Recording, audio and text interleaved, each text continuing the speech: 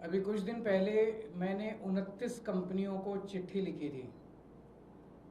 ये 29 वो कंपनियां हैं जो हमारे देश में मोटरसाइकिल बनाती हैं, स्कूटर बनाती हैं, पेट्रोल पे चलने वाले टू व्हीलर बनाती हैं, पेट्रोल पे चलने वाले फोर व्हीलर बनाती हैं, कार बनाती हैं, एसयूवी बनाती हैं। उनसे चिट्ठी में मैंने पूछा था कि भाई ये बता दो साफ साफ लिख के कि क्या आपके 2023 से पहले जो बने हुए व्हीकल हैं उन व्हीकल्स में E20 पेट्रोल इस्तेमाल किया जा सकता है। अगर आप कहते हो हाँ किया जा सकता है, तो अगर हमारी गाड़ी E20 की वजह से खराब होती है तो उसको रिपेयर करने का हर्जाना आप दोगे। अगर आप कहते हो हाँ किया जा सकता है, तो क्या माइलेज में जो ड्रॉप आती है उसका हर्जाना आप दोगे। ये चिट्ठी मैंने इन 29 कंपनियों को लिखी थी। 29 में से लिखित में तो जवाब किसी भी का भी नहीं आया, लेकिन 9 कंपनियों के अधिकारियों के साथ फोन पे मेरी लंबी बातचीत हुई पर्सनली। उन्होंने कहा सर मोदी सरकार खुलेआम धमकी दे रही है। बोले जी सच्चाई टेक्निकली इंजीनियरिंग के पॉइंट ऑफ व्यू से सच्चाई ये है कि अगर आप 2023 के व्हीकल्स के ऊपर अगर आप E20 इस्तेमाल करते हो तो व्हीकल खराब होगा, इंजन खराब होगा, फ्यूल ट्रांस सिस्टम खराब होगा, माइलेज भी ड्रॉप करेगी। ये सच्चाई है।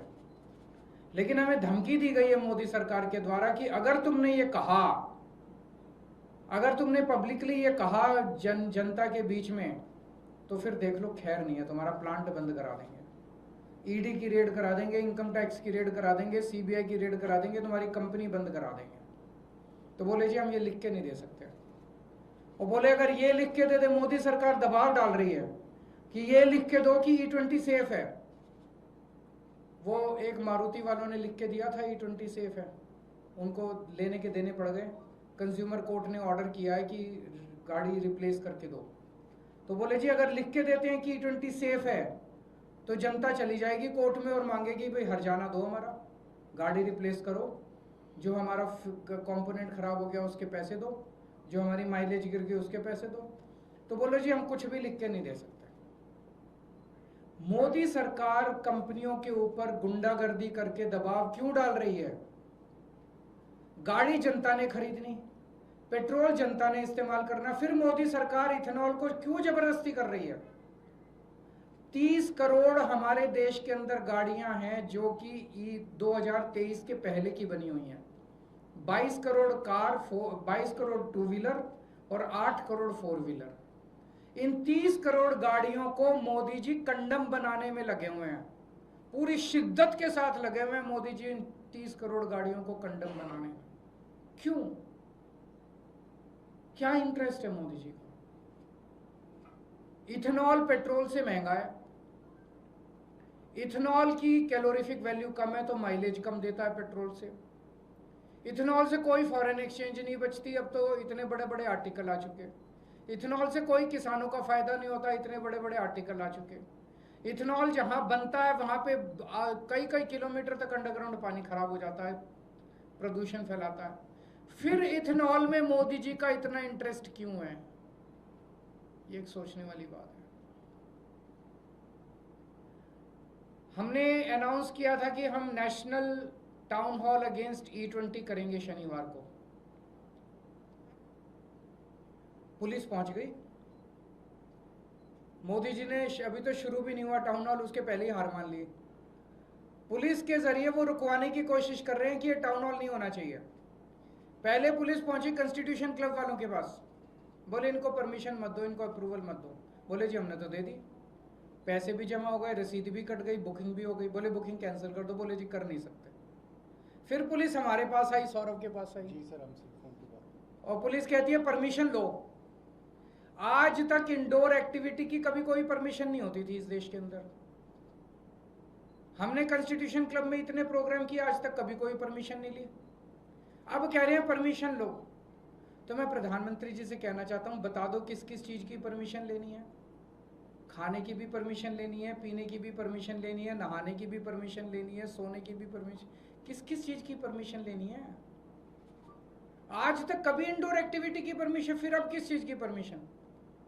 तो प्रधानमंत्री जी, ये पुलिस की धमकी मत दो। जनता ने दिखा दिया आपको कि वो आपकी पुलिस से नहीं डरती। आपने डंडे ही तो मारोगे, जेल ही तो भेजोगे, सब करके देख लिया आपने, लेकिन इस देश की जनता नहीं मानती।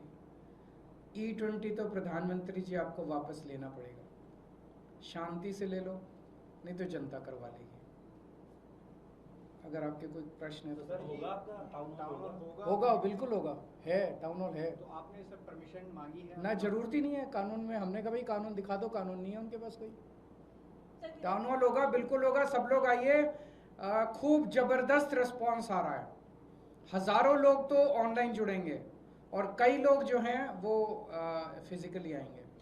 सर मेरा एक सवाल है, जो पेपर लीक का इशू लगातार उठ रहा था, सीजीपी के जो स्पोक पर्सन है उनका कहना है कि उनकी डिमांड थी कि पूरे देश भर में जो स्टूडेंट्स के ऊपर FIR है उसको विड्रॉ किया जाए। फिलहाल सुप्रीम कोर्ट में ये मामला गया था, सुप्रीम कोर्ट ने आदेश भी दिया है, लेकिन उनका कहना है कि अगर ये विड्रॉल नहीं हुआ तो वो देशव्यापी आंदोलन करेंगे। करना चाहिए, हम उनके समर्थन में हैं।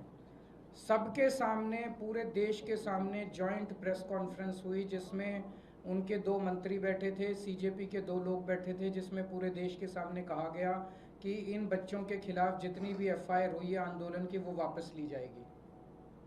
तो इसका मतलब मोदी सरकार ने झूठ बोला। मोदी सरकार को वापस लेनी चाहिए, सारी FIR विड्रॉ होनी चाहिए। बच्चों को क्यों परेशान किया जा रहा है, क्यों तंग किया जा रहा है बच्चों को? सर दिल्ली पुलिस कह रही है उसमें 2800 लोग ऐसे भी हैं जो पहले से क्रिमिनल बैकग्राउंड के हैं। कैसे पता चला? वो कुछ भी फेस सोर्सेज से आया है, फेस डिटेक्ट करके जो सोर्सेज से आया है, पुलिस का कोई बयान नहीं आया।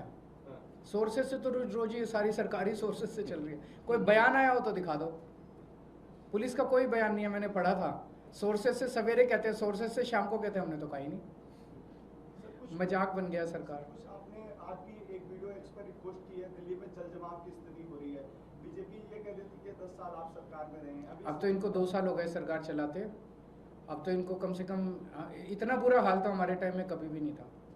हाँ, कुछ एरियाज होते थे जहाँ पे जल भराव होता था, लेकिन जिस तरह से बसों में पानी भर रहा है, मेट्रो में पानी भर रहा है, मेट्रो स्टेशंस में पानी भर रहा है, ऐसा हाल तो हमारे टाइम में कभी नहीं हुआ। सर दिल्ली की महिला को आप भी पैसे देने वाले थे, कल दिल्ली लक्ष्मी योजना जारी की, उसमें इतनी एक्सेप्शंस हैं, शायद उन शर्तों को अगर माना जाए तो हार्डली कोई महिला इसमें एक बार ही लागू करने देते हैं। 17 लाख को फायदा होगा। महिलाएं तो दिल्ली के अंदर 1.25 करोड़ है।